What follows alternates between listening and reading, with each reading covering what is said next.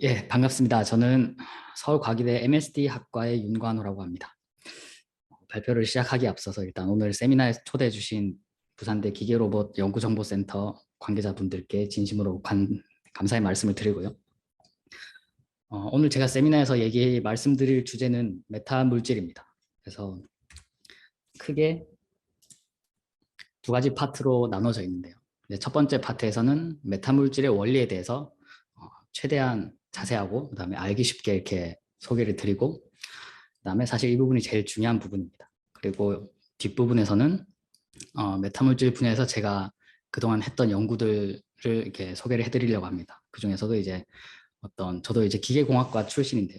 기계공학과의 관점에서 이 메타물질을 어떻게 하면은 대량 생산할 수 있을 것인가 하는 게 중요한 이슈 중에 하나입니다. 이제 그 부분에 대해서 저희가 제안하고 했던 그런 연구들을 소개해드리고 이제 세미나를 마치도록 하겠습니다. 먼저 메타물질의 역사에 대해서 간략하게 소개를 해드리려고 하는데요. 메타물질을 하면은 일단 이 메타물질 분야에서는 1968년도에 그 소련의 과학자입니다. 빅터 베셀라고라고 하는 소련의 과학자분이 이제 이런 논문을 하나 출판을 했습니다. 다른 게 아니고 이제 어떤 물질이 있을 때 그 물질의 어떤 전기적 특성과 자기적인 특징이 이제 각각 유전율이라고 하는 입실론과 그다음에 투자율이라고 하는 뮤라고 하는 값으로 이제 주로 이제 설명할 수가 있는데, 대부분의 이제 자연계에서 발견되는 물질의 경우에는 이 입실론과 뮤가 동시에 음수가 되지는 않습니다. 그런 물질은 이제 자연계에 없는 물질입니다. 근데 이제 이분께서 이제 만약에 이 입실론과 뮤가 음수가 된다면 그러면은 이 물질은 어떤 특징을 가지고 어떤 정기적인 광학적인 특징을 가질 것인가에 대해서 이제 이론적으로 이렇게 논문을 쓰셨습니다. 사실 이때가 1968년도고요. 이때 이제 실험적으로 어떤 걸 검증을 한 건 아니고 이제 이론적으로 이런 물질이 있다면 어떤 특징이 있을 것인가. 대표적으로 이제 네거티브 입실론과 네거티브 뮤를 가지게 되면은 물질의 굴절율이 음수가 되죠. 그래서 이제 일반적인 물질 같은 경우에는 빛이 이렇게 2, 4분면에서 입사하게 되면은 4, 4분면으로 이렇게 굴절이 되는데, 굴절율이 음수가 되면은 이제 3, 4분면으로 이렇게 굴절이 되는 이런 일들이 일어날 것이다. 이런 이론적인 제안을 하였습니다. 그리고 나서 이제 실험적인 데몬스트레이션은 없었죠. 그리고 시간이 한 30년쯤 지나서 이제 미국의 어떤 데이비드 스미스 교수님과 그다음에 영국의 존 펜드리 교수님께서 이제 이런 특징을 가지는 물질을 실제로 구현을 하게 됩니다. 그리고 이제 메타 물질이라고 이렇게 이름을 붙이게 되는 거죠. 왼쪽에 보이시는 그림이 이제 그분들이 처음 쓴 사이언스에 게재된 논문이고 2001년도에 이제 출판이 됐습니다. 그리고 오른쪽에 보이시는 사진이 이제 처음 구현된 메타 물질의 사진입니다. 그래서 얘를 가지고 이제 우리가 실험을 해보게 되면은 이제 간단하게 이렇게 쐐기 모양으로 이 물질을 이제 다듬어서 빛을 입사시키면은 우리가 굴절의 방향을 통해서 어떤 물질의 굴절률을 우리가 계산을 할 수가 있습니다. 그 결과 이제 이 물질이 네거티브, 그러니까 음의 굴절률을 가질 때와 같은 방향으로 빛이 굴절된다라는 것을 실험적으로 확인을 했고, 이제 메타 물질이라고 이제 새로운 물질이다 이렇게 이름을 붙인 거죠.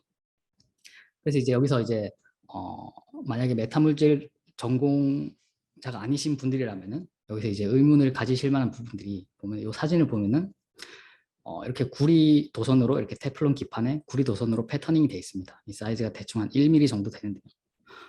우리가 왜 이런 구조체를, 사실은 구조체죠. 이런 구조체를 물질이라고 부를 수 있느냐 하는 거에 대해서 상당히 이제 의구심을 가질 수가 있습니다. 실제로 이제 메타물질을 기반으로 통해서 우리가 과제 제안서를 쓰면은 심사위원분들께서 그런 의문들을 많이 하십니다. 이게 구조체지 테플론 기판에 구리 배선 아니냐, 구리 도선 아니냐, 이게 어떻게 물질이냐, 이런 질문들을 자주 하십니다. 그리고 우리가 요거에 대해서 이제 조금 얘기를 해보려고 하는데요. 사실 이번 세미나의 가장 중요한 부분이 이제 바로 이 부분입니다. 이제 이렇게 생긴 구조체를 왜 물질이라고 우리가 말할 수 있는지 그 부분을 소개시켜 드리는 게 가장 큰 목표고요. 그래서 세미나 끝나고 난 다음에 이제 여러분들께서 이 부분을 이제 물질이라고 할 수도 있겠구나라고 생각을 하신다면은 이번 세미나는 성공적인 세미나라고 할 수 있을 것 같습니다. 그래서 우리가 그 부분을 한번 생각을 해보려면은 일단 물질이라는 거에 대해서 한번 다시 생각해 볼 필요가 있습니다. 물질이라고 했을 때 가장 중요한 어떤 특징 중에 하나는 이제 호모지니어스 한가 하는 거죠. 이제 균질 하나. 이 균질함이 어떤 물질을 나누는 기준이 될 수 있습니다. 그리고 또 중요한 것이 이제 이 물질이라는 것을 우리가 나눌 때 어떤 건 물질이고 어떤 건 물질이 아니다 했을 때, 특히 이제 새로운 물질의 경우에는 우리가 주목하고 있는 그런 어떤 특성, 그러니까 화학적 특성에 주목하느냐 어떤 정기적인 특성에 주목하느냐에 따라서 그 기준이 조금 다를 수 있다는 겁니다. 첫 번째 이제 예시인데요. 이제 화학적인 특성에 우리가 초점을 맞춘다라고 하면은 이제 수소가 있습니다. 수소 원자가 H2가 이렇게 있고 물질이죠. 그다음에 산소가 있습니다. 두 물질은 이제 다른 물질이고 우리가 서로 다른 물질이라고 하는 거죠. 그리고 우리가 이 두 물질을 이제 물리적으로 이렇게 혼합을 하게 되면은 어떤 데는 수소가 있을 거고 어떤 데는 산소가 있을 것입니다. 그렇지만 우리가 이렇게 수소와 산소를 섞은 물질을 우리가 새로운 물질이라고 하지는 않습니다. 두 개가 섞여 있을 뿐인 거죠. 어떤 부분에서는 우리는 수소를 느낄 수 있는 거고 어떤 부분에서는 산소를 느낄 수 있는 거고, 그리고 이 혼합물의 특징은 수소와 산소의 어떤 특징을 골고루 가지고 있는 거죠. 그래서 새로운 물질이라고 하지는 않습니다. 화학적으로. 그렇죠? 그렇지만은 이제 수소와 산소가 반응을 해서 H2O가 되면은 이제 이거는 새로운 물질이라고 하는 거죠. 화학적으로. 그렇죠? 왜냐하면은 끓는 점이 다르고 녹는 점이 다르고 여러 가지 화학적 특징이 수소, 산소와는 전혀 다르기 때문에 우리가 새로운 물질이라고 하는 것입니다. 그리고 이런 화학적인 기준으로 우리가 물질을 나눌 때는 중요한 어떤 물리적인 크기, 물리적인 경계 조건, 기준이라고 하면은 이제 분자가 되겠죠. 어떤 분자 기준으로 해가지고 분자가 같으냐 다르냐 이걸 가지고 이제 화학적인 특성에 따라서 새로운 물질, 화학적으로 새로운 물질 이렇게 구분할 수가 있습니다. 물론 여기서도 누군가가 만약에 이제 결국 이것도 양성자, 준성자, 전자로 이루어진 그게 아니냐 하면은 사실 그 기준에서는 새로운 물질이 아닐 수도 있습니다. 어차피 양성자, 중성자, 전자는 바뀌지 않으니까. 그렇지만 이제 화학적인 기준에서는 새로운 물질이다 라고 할 수 있는 거죠. 그다음에 전기적인 물질의 경우에도 마찬가지입니다. 갈륨이 있고 알세나이드가 있다. 다른 물질이죠. 그렇지만 우리가 얘들을 물리적으로 붙여놨다고 치면은 새로운 물질은 아닙니다. 그냥 갈륨이고 한쪽은 알세나이드고 한쪽에서는 갈륨을 느낄 수 있고 한쪽에서는 알세나이드를 느낄 수 있는 거죠. 그렇지만 이제 얘네들이 이제 갈륨 알세나이드라고 하는 이런 분자 구조를 원자 구조를 이루게 되면은, 물론 정확한 그림은 아닙니다만 아무튼 이런 갈륨 알세나이드가 되면은 이제 정기적으로 새로운 물질이 되는 거죠. 이때는. 그래서 이제 정기적으로 새로운 물질 같은 경우에는 그 기준이 어떤 아토믹 스트럭처에 있다라고 볼 수 있습니다. 원자 구조가 어떻게 생겼냐에 따라서 정기적으로 새로운 물질이다 아니다를 우리가 구분할 수가 있는 거죠. 물론 이 경우에도 갈륨과 알세나이드 원자 자체는 그대로입니다. 그렇죠? 그래서 이제 메타 물질에 대해서 이제 조금 다시 돌아가 보면은, 메타 물질이라는 거는 기본적으로 광학 물질입니다. 옵티컬 머티리얼입니다. 그래서 이제 옵티컬 머티리얼을 우리가 생각할 때 그럼 광학적으로 새로운 물질이 무엇이냐라고 하면은 먼저 생각해 봐야 될 부분은 이제 그 사이즈입니다. 크리티컬 디멘전하고 비슷한 그 광학적으로 새로운 물질, 옵티컬 머티리얼에 있어서 그 새로운 물질과 새로운 물질이 아닌 물질을 구분하는 그 기준, 물리적인 사이즈를 어떻게 우리가 정의할 수 있을 것이냐 한번 생각을 해보면은, 그렇죠. 이게 이제 금과 예를 들어서 골드와 어떤 SiO2, 유리가 있다. 그럼 얘네들은 서로 원자 구조도 다르고 원자도 다르고 서로 다른 물질이고 광학적으로도 다른 물질입니다. 글래스와 골드. 그렇지만은 글래스와 물은 광학적으로 굉장히 비슷한 물질이, 두 개의 원자 분자 구조는 전혀 다르지만은 두 개의 굴절률이 거의 비슷하기 때문에 이제 거의 같은 물질이라 할 수 있는 거죠. 광학적인 기준에서는. 그렇기 때문에 이제 광학적인 물질을 나눌 때는 어떤 원자 구조가 광학적인 물질을 나누는 기준이 되는 건 아닙니다. 굴절률이라고 하는 그 특징이 이제 광학적인 특성을 모두 결정하기 때문에 원자에 따라서 단순히 이렇게 나눠지는 건 아닙니다. 그래서 이제 우리가 물리적인 그러면 그 사이즈, 광학적인 물질과 아닌 걸 나누는 그 기준을 생각해 보면 이제 영의 더블 슬릿 이중 슬릿 실험에서 우리가 그 부분을 조금 생각을 해볼 수가 있습니다. 알고 계신 것처럼 이렇게 두 개의 슬릿이 있고 여기에 빛을 통과시키면은 이제 스크린 상에 이런 간섭 무디가 나타나게 됩니다. 이런 간섭 무디는 이런 D 사인 세타는 M 람다라는 식으로 이제 표현이 됩니다. 여기서 이제 M이 말하는 거는 밝은 점의 위치죠. 여기서 만약에 이제 D가 이제 슬릿 사이 간격인데 D가 줄어들게 되면은 어떤 일이 일어나는지를 한번 생각을 해보면은, D가 점점 줄어들면은 이제 저 세타가 점점 커집니다. 그렇죠? 같은 M일 때. 그리고 D가 결국 람다가 됐을 때는 저 세타가 이제 90도가 되는 거죠. 그 말은 뭐냐면은 얘를 간섭 무늬가 사라진다는 겁니다. D가 작아져서 슬릿 사이 간격이 작아져서 결국 이제 파장과 같은 크기를 가지게 되면 두 슬릿 사이 간격이, 그러면 이런 회절 무늬는 없어진다는 거죠. 그리고 이 회절 무늬는 단일 슬릿, 이 간섭 무늬는 단일 슬릿 회절 무늬로 바뀌게 됩니다. 다른 말로 하면은 결국 우리가 이건 뭐 단순한 그냥 물리적인 수식의 결과인데, 여기다가 우리가 좀 물리적 의미를 부여하자면은 뭐 이렇게 얘기를 할 수 있습니다. 빛이라는 거는 자신의 파장보다 작은 어떤 구조체나 어떤 물리적인 사이즈를 인식할 수 없다. 그러니까 하나로 본다. 이렇게 우리가 이런 결론을 얻을 수가 있는 거죠.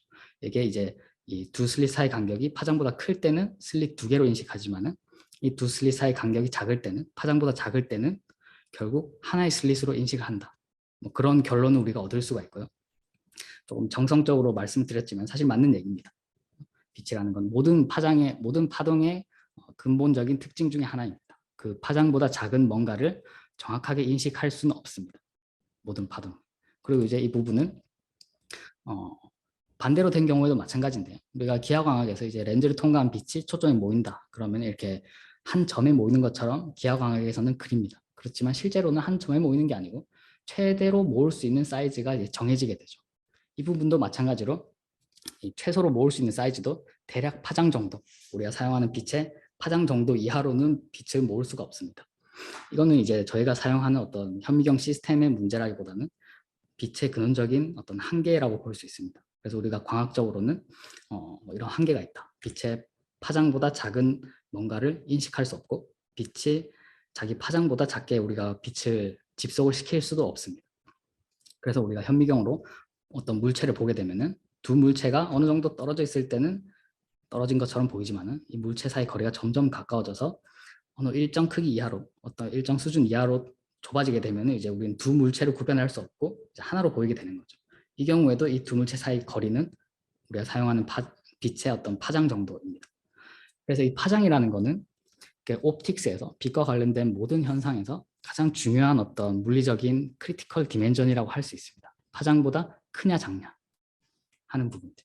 그래서 우리가 보통 반도체 공정에서도 좀 다른 얘기긴 한데, 반도체 공정에서도 리소그래피에서 이제 좀 더 작은 구조체를 좀 더 집적도를 높이기 위해서 사용하는 광원의 파장을 줄여 나가는 것도 같은 이유입니다. 우리가 짧은 파장의 빛을 사용하면 할수록 빛을 더 작게 모을 수 있고 더 작은 구조체를 패터닝할 수 있고 이제 같은 면적의 어떤 트랜지스터를 더 많이 집적을 시킬 수가 있는 거죠. 그래서 이제 다시 돌아가서 이제 광학적으로 새로운 물질에 대해서 다시 한번 생각을 해보면은 그렇습니다. 옵티컬리 뉴 머티리얼에서는 광학적으로 새로운 물질을 정의할 때 가장 중요한 어떤 물리적인 기준이라고 한다면은 그 사용하는 빛의 파장이라고 할 수 있습니다. 그래서 예를 들어서 이렇게 원자가 이렇게 모여 있습니다. 아주 벌크하게 이렇게 모여 있고, 빨간 선이 의미하는 것은 우리가 사용하는 빛의 어떤 파장이라고 하는 거죠. 그랬을 때 이런 벌크한 머티리얼 같은 경우에는 예를 들어서 얘가 만약에 금이다, 금 원자다 하면은 금의 특성을 나타내겠죠. 거울처럼 반짝반짝하고 그다음에 노랗게 보일 겁니다. 그렇지만은 빛의 입장에서는 이 파장보다 작은 크기의 구조물을 어떤 인식을 할 수가 없기 때문에 우리가 예를 들어서 금 원자를 이렇게 모아서 기역자 모양으로 구조체를 만든 거죠. 물론 이 구조체의 크기는 파장보다 훨씬 작습니다. 그리고 이런 구조체를 이렇게 배열을 해놓게 되면은 이 구조체와 구조체 사이는 아무것도 없습니다. 공기라고 해도 되고 진공이라고 해도 됩니다. 이런 식으로 이제 골드 원자가 아주 작게 금이 이렇게 패터닝 돼가지고 파장보다 작게 배열돼 있으면은 빛의 입장에서는 이 금 구조체와 공기를 인식을 할 수가 없습니다. 왜냐하면 빛이라는 것은 자기의 파장보다 작은 어떤 구조체를 인식할 수 없기 때문에. 그럼 빛이 어떻게 느끼냐 하면은 결국 이렇게 기역자 모양이 배열된 이런 구조체 어레이를 배열을 어떤 균일한 매질이라고 인식을 하게 되는 거죠. 빛의 입장에서. 당연히 물리적으로 우리 눈으로 봤을 때는 얘는 그냥 금 구조체의 배열일 뿐이지만 빛의 입장에서는 광학적 특성의 기준으로 봤을 때는 이 오른쪽에 보이는 이런 구조체 배열은 새로운 물질이 되는 거죠. 그래서 광학적으로는 우리가 새로운 물질이다 이렇게 얘기할 수 있는 것입니다. 호모지니어스하고 공간적으로 어떤 특징이 균일하게 이제 작용하기 때문에. 물론 이 경우에 이제 이런 구조체들이 균일하게 작용을 하려면은 빛의 파장보다 작아야 됩니다. 이제 파장보다 커지게 되면은 이제 빛은 이 구조체 각각을 인식을 하는 거죠. 금과 그 사이에 있는 공기, 그리고 다시 금과 공기, 이런 배열 구조를 인식을 하게 됩니다. 작게 되면은 이렇게 균일한 매질로 인식한다라는 거고, 이것이 결국 이제 메타물질의 기본 원리가 되겠습니다. 그렇다면 이제 우리가 여기서 생각해 볼 거는, 이제 왼쪽에 보이는 같은 경우에는 금 원자가 벌크하게 배열되어 있기 때문에 이건 그냥 금입니다. 오른쪽에 있는 거는 뭔가 금이긴 금인데 구조체가 패터닝이 돼 있고 뭔가 좀 다르기 때문에 새로운 과학적 특징을 나타낼 수 있다는 거죠. 그렇다면 우리가 조금 생각해 볼 수 있는 부분은, 그럼 구조체 형상과 새로운 과학적 특성 사이에는 어떤 관계가 있을 것이냐, 그거에 대해서 조금 생각을 해볼 필요가 있습니다. 그럼 첫 번째로 이렇게 금이 있는데, 벌크한 금이 있습니다. 아주 덩어리 형태의 금이 있고, 여기 외부에서 빛이 들어오게 되면은, 이제 빛이라는 거는 전자기파이기 때문에 어떤 전기장의 진동이죠. 그래서 이 전기장에 의해서 이 금 표면에 있는 전자가 진동을 하게 됩니다. 이렇게. 이 진동 같은 경우에는 우리가 보통 MKB 시스템으로 이해를 할 수가 있는 거죠. 이렇게 사인파 형태의 외력이 주어졌을 때 질량 M을 가진 물체가 어떻게 진동하는지.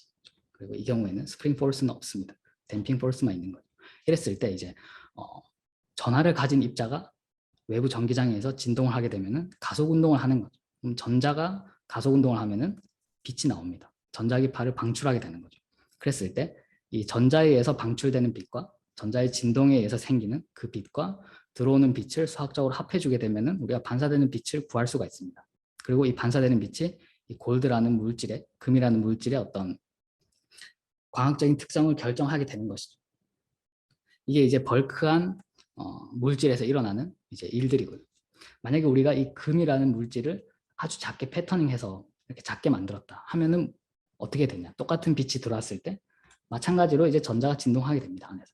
그런데 이제 중요한 거는 이 벌크한 물질의 경우에는 이 전자가 자유롭게 진동합니다. 갈 때까지 갔다가 또 반대편까지 갈 수 있을 때까지 갔다가 다시 돌아왔다가 이렇게 진동하는 거죠. 근데 이 진동의 사이즈가 뭐 정확한 건 아니지만 대략 한 파장 정도라고 볼 수가 있습니다. 벌크한 데서는 뭐 전혀 어떤 리밋이 없기 때문에 진동할 수 있을 만큼 진동하는 거죠. 그런데 우리가 이 물질을 패터닝 해놓게 되면은 전자는 똑같이 진동을 하고 싶지만은 이게 물질을 벗어날 수는 없습니다. 이 전자가 결국 어쨌든 이 물질 안에 있어야 되니까 이제 물질의 사이즈만큼 전자의 진폭이 줄어드는 거죠. 근데 앞서 말씀드린 것처럼 이 반사되는 빛의 특징이란 거는 결국 이 들어오는 빛과 이 전자의 진동에 의해서 발생하는 그 2차 파, 2차 전자기파의 합이기 때문에, 근데 이 2차 전자기파가 전자의 진동 형태에 의해서 결정이 됩니다. 근데 전자의 진동 형태가 바뀌었죠. 인위적인 우리가 어떤 구조체를 패터닝 함으로 인해서 물리적으로 전자의 어떤 진동 범위가 제약을 받게 됩니다. 그러면은 이 반사되는 빛의 특징도 당연히 달라지는 거죠. 그리고 이 빛이 어떤 특징을 가질 것인가 하는 거는 이 구조체가 얼마만큼의 사이즈를 가지고 있냐, 어떤 모양을 갖고 있냐에 따라서 달라지는 것입니다.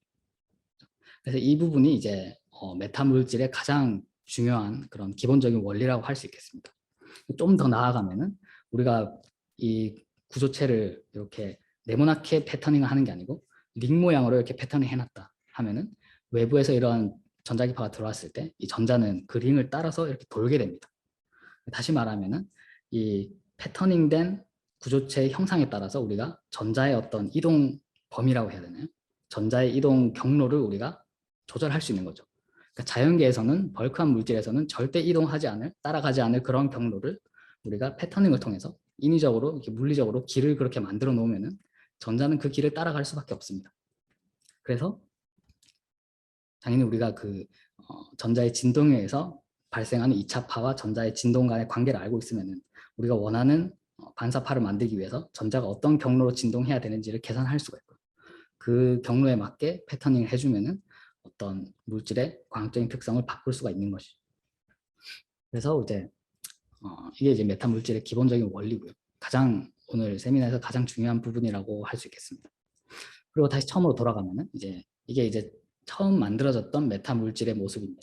이때 우리가 사용한 빛의 파장이 대략 한 1cm, 수 밀리미터 정도 되고요. 그렇기 때문에 이런 구조체들은 이 빛은 구조체들이 보통 한 1mm 정도밖에 안 되기 때문에 이 구조체 각각을 인식을 할 수는 없습니다. 물론 가시광의 경우에는 파장이 훨씬 짧기 때문에 이 물질 같은 경우에는 가시광에 대해서는 물질이라고 할 수가 없습니다. 그냥 테플론 기판의 구리 도선인 거죠. 그렇지만 그 마이크로파에 대해서는 여기서 사용한 그 빛에 대해서는 파장이 길고 그 파장보다는 이 구조체가 작기 때문에 그 사용한 빛은 이런 구조체로 인식하는 게 아니고 균일한 매질로 인식하는 거죠. 그렇기 때문에 이제 메타 물질이 된다. 우리가 물질이라고 부를 수 있다라는 거죠. 광학적인 관점에서. 그렇습니다. 그리고 여기 이제 사진을 보시면은 이렇게 링을 패터닝 해놓은 걸 보실 수가 있는데요. 이렇게 스플릿 링이라고 얘기를 합니다. 보통 이렇게 한쪽 끝이 잘려 있는 링을 이렇게 서로 반대 방향으로 겹쳐 놓고 반대편 기판에는 이렇게 직선으로 이렇게 도선을 만들어 놨습니다. 이런 도선이 하는 역할이 결국 그 전자의 진동 패스를 만들어 주는 거예요. 전자가 이런 패스를 따라서 이제 패터닝된 구리 도선을 따라서 이렇게 진동하고, 당연히 이런 패터닝된 구조는 우리가 원하는 그런 2차파를 얻기 위해서, 반사파나 투과파를 얻기 위해서 계산된 형태로 전자가 진동할 수 있게끔 사이즈를 정해서 이렇게 패터닝 한 것입니다. 이렇게 하면은 이제 음의 굴절률을 얻을 수 있다. 음의 굴절률을 만들기 위해서 필요한 전자의 어떤 진동 경로를 이런 식으로 만들어 줄 수 있다라는 거고요. 같은 원리를 이제 여러 가지 파장대에 대해서 비슷하게 적용할 수가 있습니다. 당연히 이제 우리가 사용하는 파장보다는 구조체가 작아야 되고, 그래서 이제 마이크로파에서 적외선, 가시광선, 자외선 이렇게 내려갈수록 파장이 줄어들수록 구조체의 크기도 점점 작아져야 됩니다. 그렇지만은 어쨌든 이런 구조체 각각이 하는 역할은 어떤 전자의 진동 패스, 진동하는 경로를, 이동 경로를 만들어준다라는 것은 변함이 없는 사실이고요. 초기에는 이제 메타물질 연구 초기에는 이런 식으로 이제 스플릿 링 레조네이터라고 하는 이렇게 끊어진 형태의 링 모양을 자주 사용해서 이제 여러 가지 계산했는데, 이게 연구 분야가 점점 발달하면서 이제 사람들이 여러 가지 형태의 구조물을 이제 제안하고, 그다음에 거기서부터 우리가 어떤 광학적인 특징을, 새로운 광학적인 특성을 얻을 수 있는지 그런 연구들을 많이 하기 시작했습니다. 그래서 대표적으로 이런 식으로 돼지 꼬리처럼 나선형으로 이렇게 식으로 골드 구조체를 만들어주게 되면은 결국 전자가 빛이 들어왔을 때 전자는 이 나선형 구조체를 따라서 진동하게 됩니다. 그 외에도 이제 여러 가지 형태의 메타물질 구조체에 대해서 많은 연구가 이루어졌고, 결국 중요한 연구 주제 중에 하나는 우리가 원하는 광학적인 특성을 얻기 위해서 이 구조체를 어떻게 만들어야 되느냐, 물리적인 형상과 광학적인 특성 사이의 연결고리를 찾는 것이 아주 중요한 어떤 연구 방향 중에 하나입니다. 메타물질 분야에서는. 그리고 최근에는 이제 그렇게 최근 아니지만 유전체를 통해서도 이런 효과를 얻을 수가 있습니다. 유전체에는 그런 자유전자가 없어가지고 금속이랑은 조금 다른 경우지만은, 이 경우에는 이제 그런 유전 분극이라고 하는 폴라리제이션에 의해서 마찬가지로 그런 비슷한 효과를 얻을 수가 있습니다. 그래서 특히 이제 금속을 사용한 경우에는 어떤 저항에 의한 로스가 큰데, 이제 유전체의 경우에는 그런 로스를 줄일 수 있기 때문에 되도록 이렇게 효율을 높일 수 있다, 그런 장점도 있고요. 그래서 이제 요약을 하자면은 이제 메타물질이라는 거는 빛의 파장보다 작은 크기의 구조물을 배열해서 만든 어떤 인공 물질이다, 그런 식으로 얘기를 하고요. 그리고 이런 각각의 구조체를 우리가 메타아톰, 메타원자라고 부르기도 합니다. 왜냐하면은 실제 이제 일렉트론 웨이브 펑션에 대해서 원자가 하는 역할과, 그 다음에 이런 일렉트로마그네틱 웨이브 펑션에 대해서 이런 구조체가 하는 역할이 수학적으로 거의 비슷하기 때문에 이제 아톰이라 부르기도 합니다.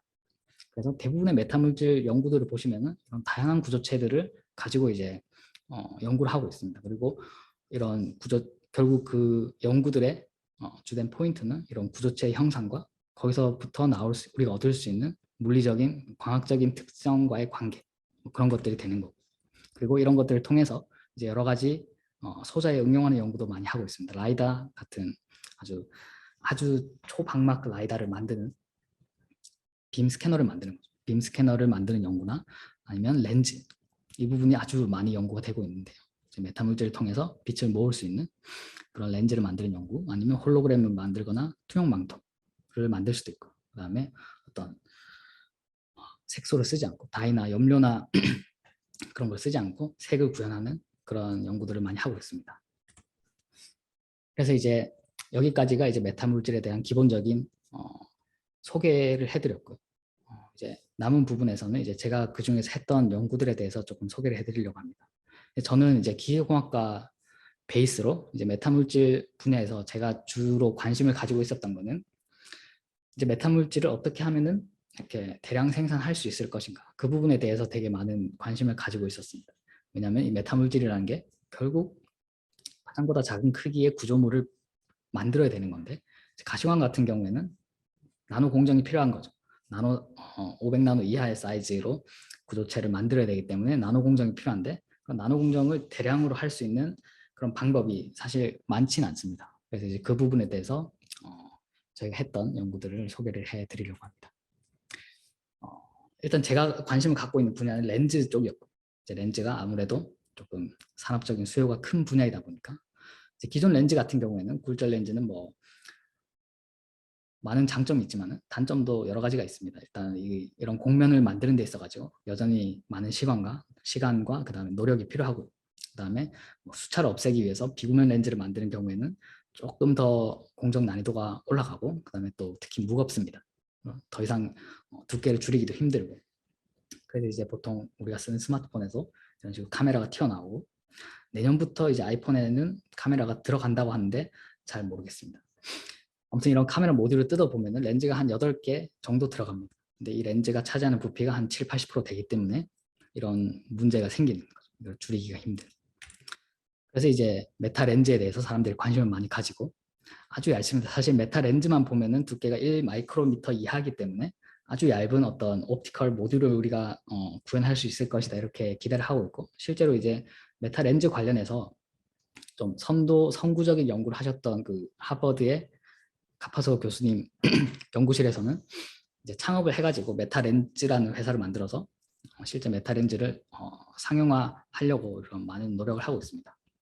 근데 이제 문제는 기존에 이제 이런 메타렌즈를 만드는 공정 같은 경우에는 보통 유전체를 만듭니다. 유전체를 나노 구조체로 배열하는 형태인데, 보통 이런 형식을 따라가게 되는 거죠. 이제 기판에다가 어떤 뭐 CVD를 통해서 유전체 방막을 증착하고 그 위에다가 레지스트를 얹어가지고 이빔 리소그래피를 사용합니다. 왜냐하면 이 구조체의 사이즈가 포트리소에서 구현되기 힘든 사이즈거든요. 포트리소에서는 어떤 디프렉션 리밋, 회절 한계로 인해서 빛의 파장보다 작은 크기를 이렇게 패터닝 하기가 되게 어렵습니다. 그래서 이제 보통 전자빔 리소그래피를 써서 패터닝을 하고, 그다음에 이제 크롬 마스크를 통해서 에칭하고 이제 만드는 이런 식인데, 문제는 이제 이런 이빔 리소그래피 과정이 굉장히 시간이 오래 걸리고 대면적 공정을 하기가 상당히 어렵습니다. 또 한 가지 문제는 이제 이런 물질 같은 경우에 이제 다이렉트릭 물질을 어떤 걸 쓰느냐가 굉장히 중요한 포인트 중에 하나인데요.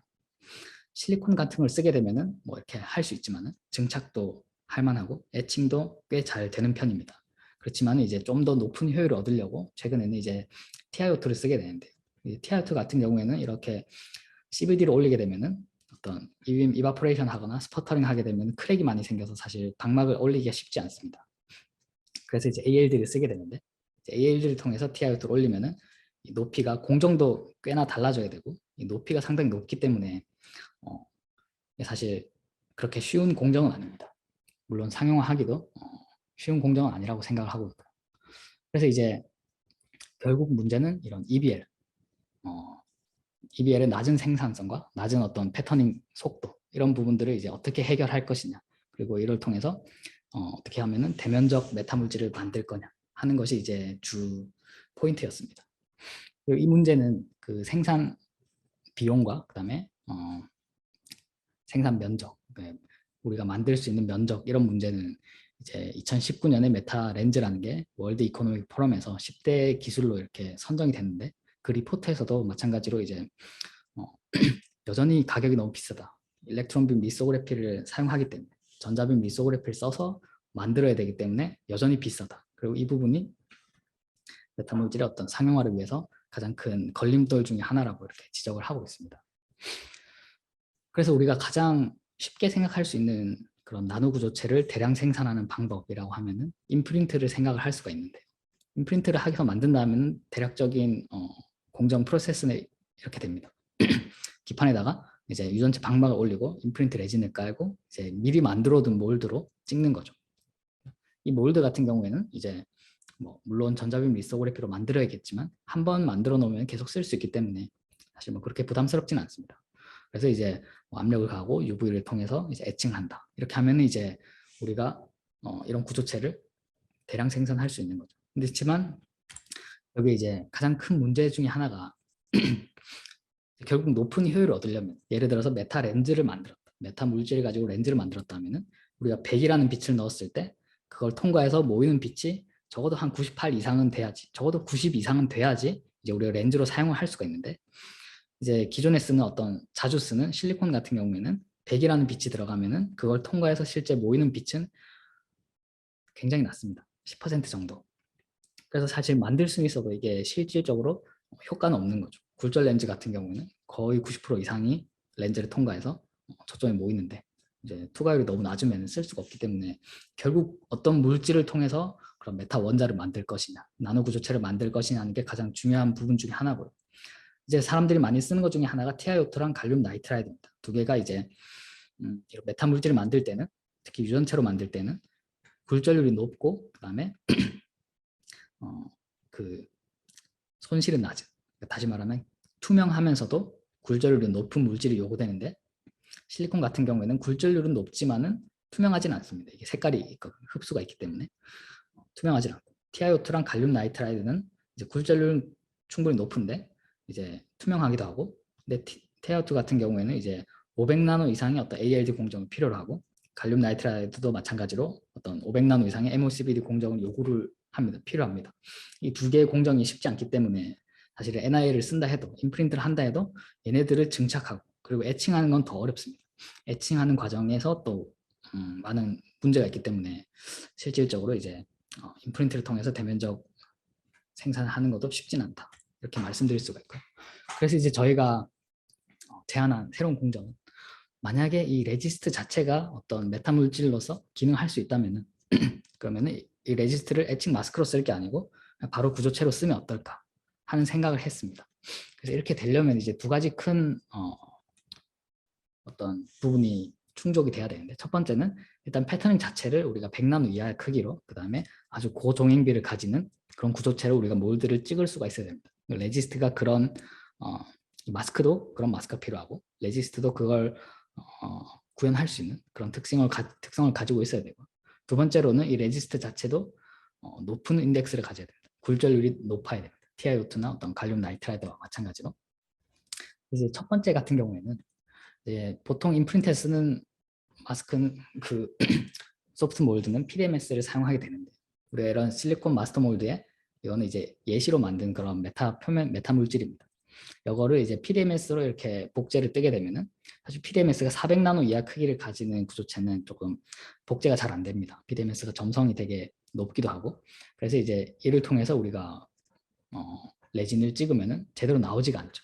그래서 저희가 사용했던 방법은 이제 PDMS랑 HPDMS를 이렇게 두 개를 섞는 건 아니고 두 개를 이렇게 겹쳐서 쓰는 거죠. 그러니까 이런 방법 같은 경우에는 이 HPDMS가 굉장히 기계적인 강도가 높고 점성이 낮기 때문에 이런 100나노 정도 크기 되는 구조체도 거의 완벽하게 우리가 복제를 할 수가 있습니다. 그리고 이 방법 같은 경우에는 이제 저희가 직접 개발한 그런 방법은 아니고, 2002년도에 이제 테리오돔 교수님께서 개발한 방법인데, 이제 그걸 저희가 이렇게 사용을 했습니다. 그래서 이렇게 HPDMS, PDMS 복합 몰드를 쓰게 되면은 100나노 이하 구조체도 충분히 이제 우리가 복제를 할 수 있다라는 거고요. 이제 두 번째가 이제 문제가 되는데, 이 레지스트가 이제 높은 굴절률을 가져야 된다. 근데 기존에 우리가 구매할 수 있는 그런 임프린트 레지스트 같은 경우에는 최대로 굴절률이 높아도 한 1.8 정도, 이게 메타 물질에 쓰기에는 여전히 부족한 수치입니다. 그래서 이제 그렇다면 이제 새로 만들어야 되지 않겠나 해가지고 저희가 이제 생각을 했던 게, 기존의 레진에다가 우리가 고굴절률을 가지는 TiO2 나노 파티클을 섞으면은, 그러면은 이런 복합제라고 했는데, 나노 컴포짓이 그런 이펙티브 유효 굴절률을 우리가 높일 수 있지 않겠냐라는 생각을 하게 됐습니다. 그래서 이 경우에는 이제 이 나노 컴포짓의 굴절률은, 이펙티브한 굴절률은 이런 맥스웰 간의 포뮬라에 의해서 어느 정도는 예측을 할 수가 있고요. 실제로 이제 섞어가지고 이제 기판에 코팅하고 이제 그 단면을 보면은 이런 식으로 이제 알갱이들이 이렇게 레진에 섞여가지고 이렇게 잘 코팅이 되는 걸 볼 수가 있습니다. 물론 이 경우에는 이제 이 알갱이 자체의 크기가 파장보다 훨씬 작아야 됩니다. 저희가 사용한 파티클 같은 경우에는 30나노 정도라고 된 걸 샀는데 실제로는 그거보다 좀 더 컸던 것 같습니다. 그렇지만 아무튼 우리가 사용하는 파장보다는 훨씬 작은 알갱이가 들어가야지만 그 파티클 자체에 의한 어떤 산란이나 그런 로스를 줄일 수가 있습니다. 그래서 이 경우에 이제 우리가 그 파티클의 함량을 높여주게 되면은 이 시계에 의해서 예측되는 것처럼 우리가 이 매질의 이펙티브한 리프렉티브 인덱스를 이렇게 점차 올려갈 수가 있습니다. 그래서 이런 식으로 이제 우리가 원하는 그런 고굴절류를 가지면서도 프린팅이 가능한 그런 물질을 이제 구현을 했고요. 이걸 가지고 이제 저희가 메타 물질을 이제 대량 생산을 하는 그런 공정을 한번 새로 제안을 했습니다. 그래서 마스터 몰드는 일단 기본적으로 EBL을 통해서 전자민 미소로 만들고 그다음 거기에다가 HPDMS와 PDMS가 이렇게 두 개가 붙어 있는 복합 몰드로 복제를 해내고 거기에다가 이제 레진하고 나노 파티클을 섞은 이런 나노 컴포짓을 코팅해서 이제 기판에다가 찍는 것입니다. 그러면은 이제 따로 어떤 방막 증착이나 에칭 공정 없이 어떤 기판이든 우리가 이런 구조체를 만들 수 있다라는 게 이제 핵심이고요. 이 소프트 몰드 같은 경우에는 얼마든지 이게 재사용이 가능하기 때문에 이제 공정이 필요한 그런 비용까지도 이제 우리가 많이 낮출 수가 있습니다. 이건 이제 실제로 저희가 이제 공정을 통해서 이제 테스트를 해본 결과인데요. 마스터 몰드에 이런 구조체가 있을 때 이제 그걸 통해서 만들어진 나노 컴포짓 구조체의 어떤 모습입니다. 이렇게 티아우트 알갱이들이 이렇게 서로 엉겨 붙어 가지고 이런 구조체를 이루고 있는데 이때 이제 최종적인 어떤 부피 수축률이라고 하면 한 20% 정도가 나오고 그다음에 저희가 공정 가능한 그런 에스펙트 레이쇼 같은 경우에는 10대 1 정도.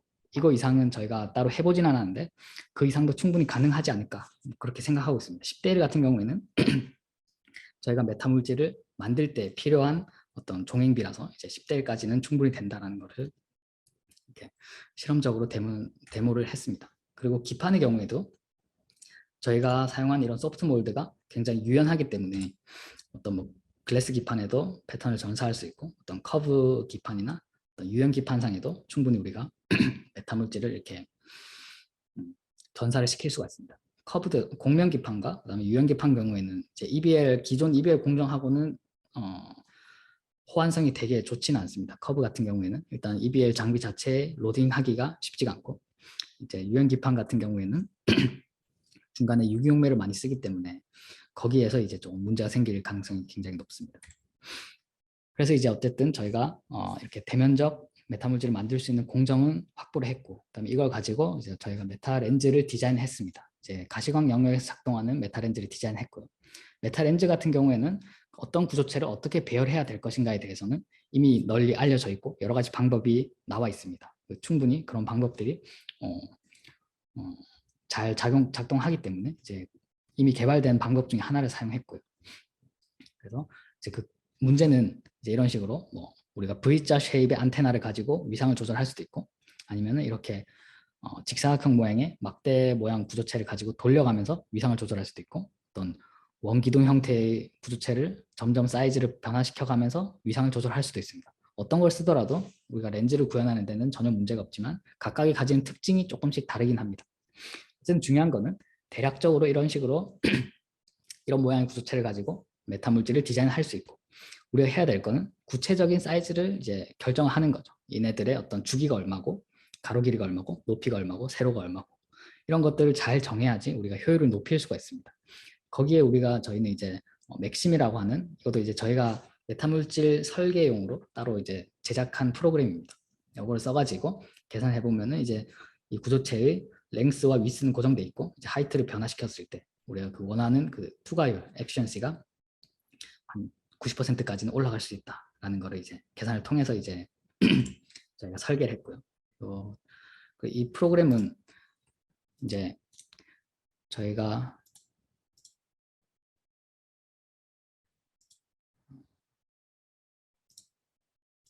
개발한 소프트웨어의 어떤 사용하는 모습인데요. 인터넷에 공짜로 이렇게 무료로 오픈 소스로 이렇게 공개되어 있기 때문에 혹시라도 이제 메타 물질에 관심이 있는 분이 계시다면 다운받아 쓰시면은 보통 기존에 쓰는 콤솔이나 루메리칼로 메타 물질을 디자인하는 것보다는 훨씬 수월하게 이제 메타 물질의 어떤 구조체를 최적화하거나 그런 각각의 구조체의 광특성 계산을 편리하고 되게 빠르게 할 수 있습니다. 그래서 이제 이걸 통해서 저희가 이제 메타 렌즈를 디자인했고 이제 거기에서 그걸 가지고 이제 렌즈를 이런 식으로 이제 마스터 몰드에서 복제를 해서 실제 유리 기판상에 이렇게 전사를 했습니다. 그리고 얘네들을 광학 실험을 통해서 이제 초점에서 모이는 어떤 인텐시티와 그 다음에 타겟, 이미징 타겟을 이렇게 이미지 했을 때 렌즈로서 이제 작동 잘 한다라는 것을 이제 데모를 했고요.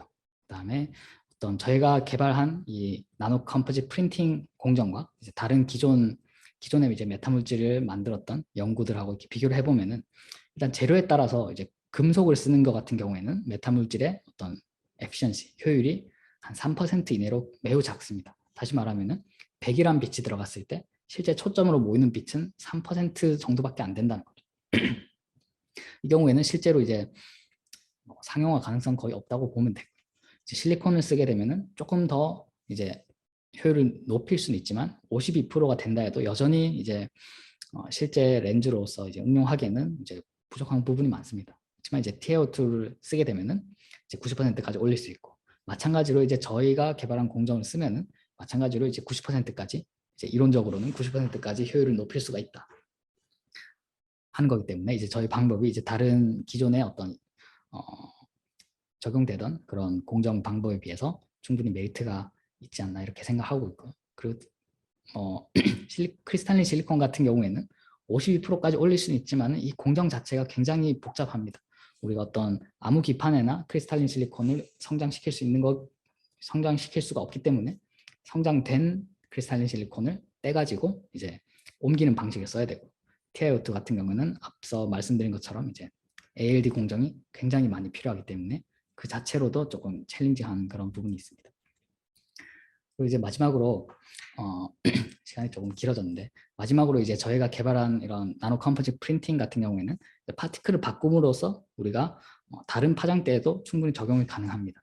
그래서 이제 저희가 여기서 한 거는 이제 적외선 영역에서 이 방법을 적용할 수도 있다라는 걸 보여드리기 위해서 이제 TiO2 대신에 실리콘을 섞었습니다. 왜냐하면 TiO2 같은 경우에는 이 굴절률이 점점 파장이 증가할수록 감소하기 때문에 적외선 영역으로 가면은 그 굴절률이 너무 낮아져서 또 메타 물질에 쓰기는 또 좀 어려운 부분이 있습니다. 그렇지만 이제 실리콘 같은 경우에는 굴절률이 워낙 높기 때문에 이제 적외선 영역에서 충분히 굴절률이 높고요.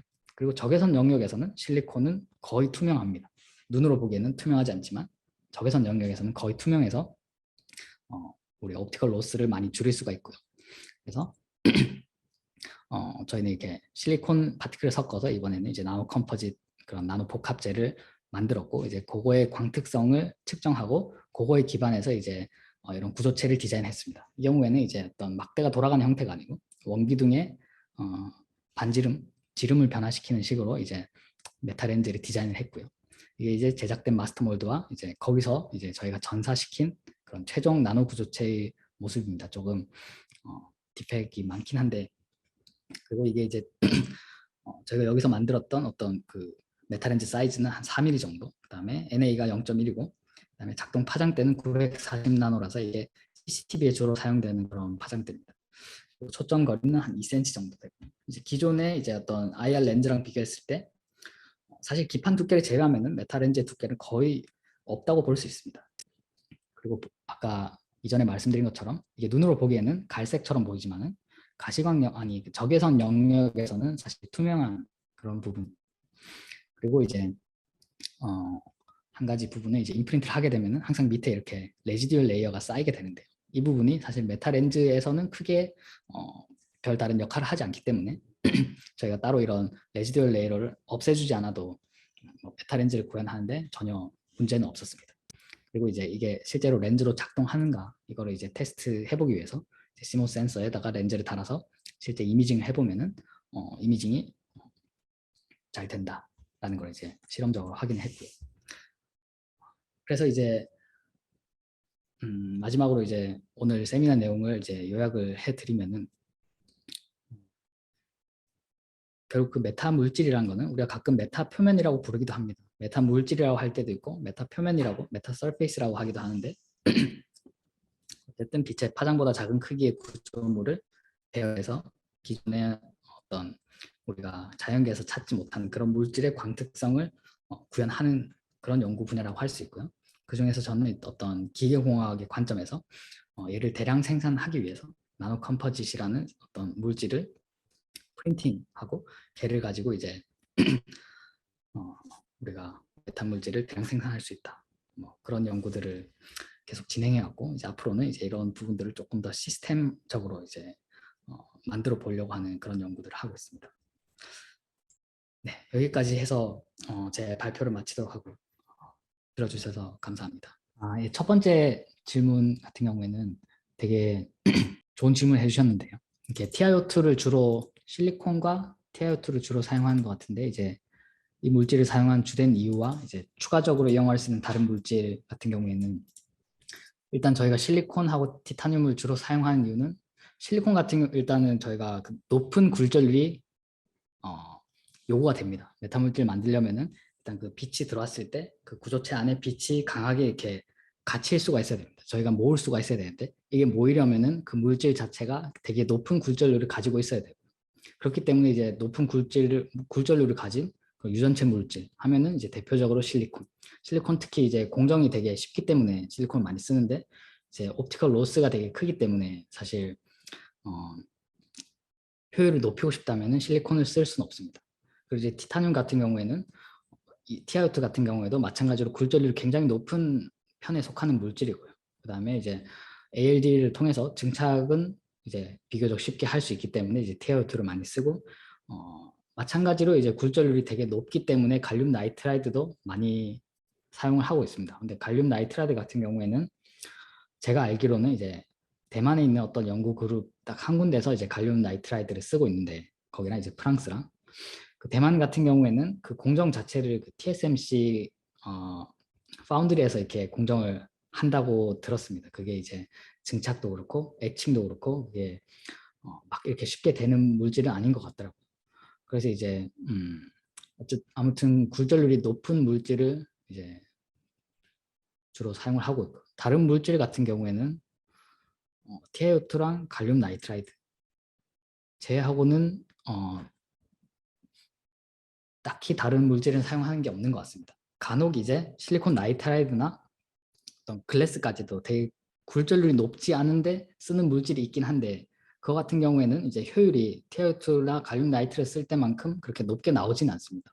그렇지만 이제 그 논문들에서는 뭐 이런 물질을 쓰더라도 이제 뭐 이 정도 효율까지는 충분히 구현할 수 있다라는 걸 목적으로 이제 그런 물질들을 테스트를 하긴 하고 요즘 추세는 아무래도 TiO2로 거의 고정이 된 것 같습니다. 그리고 마지막 세 번째 질문의 경우에는 이제 기존 카메라와 메타 렌즈로 만든 카메라에서 어떤 성능 면에서 장점이나 차이점이라고 하면은 지금 현재 제가 아까 전에 구현했던 그 IR 메타 렌즈 그리고 그 카메라 같은 경우에는 사실 기존 카메라에 비해서 성능 면에서는 지금 장점은 없습니다. 왜냐하면은 기존 카메라 같은 경우에는 여러 장의 렌즈가 들어가서 그런 수차를 줄이고 그 다음에 어떤 투과율도 높이고 하는 그런 부분들이 들어가 있는데 지금 제가 아까 전에 보여드렸던 그 IR 렌즈는 말 그대로 그 메타 물질이라는 게 렌즈로 작동할 수 있냐 없냐를 보여드리기 위한 그런 데몬스트레이션이었기 때문에 지금 상태에서는 이제 기존의 어떤 IR 카메라보다 큰 장점은 없다고 할 수 있는데요. 이제 메타 물질 분야에서 그거를 많이 쓰려고 하는 부분 중에 하나가 이제 그런 부분들입니다. 메타 물질을 가지고 렌즈를 만드는 것도 좋지만은 그 메타 물질 같은 경우에는 우리가 어떤 카메라에 보면 렌즈가 되게 한 8장 이렇게 들어가지 않습니까? 그 중에서 이제 모두가 다 렌즈의 역할을 하는 게 아니고 어떤 수차를 줄이기 위한 그런 비구면 렌즈 같은 부분이 들어가 있는데 그런 비구면 렌즈를 이제 메탈 물질을 가지고 대체하려는 그런 노력들을 되게 많이 하고 있습니다. 기존 렌즈가 이미 충분히 잘 작동하기 때문에 굳이 기존 렌즈를 메타 물질로 대체를 하는 게 아니고 그 렌즈 모듈 안에 들어가는 것 컴포넌트 중에서 이제 조금 가공이 쉽지 않은 그런 파트를 이제 메타 물질로 대체해가지고 좀 이미징 성능을 높이고자 하는 그런 부분 쪽으로 연구를 되게 많이 하고 있는 걸로 알고 있습니다.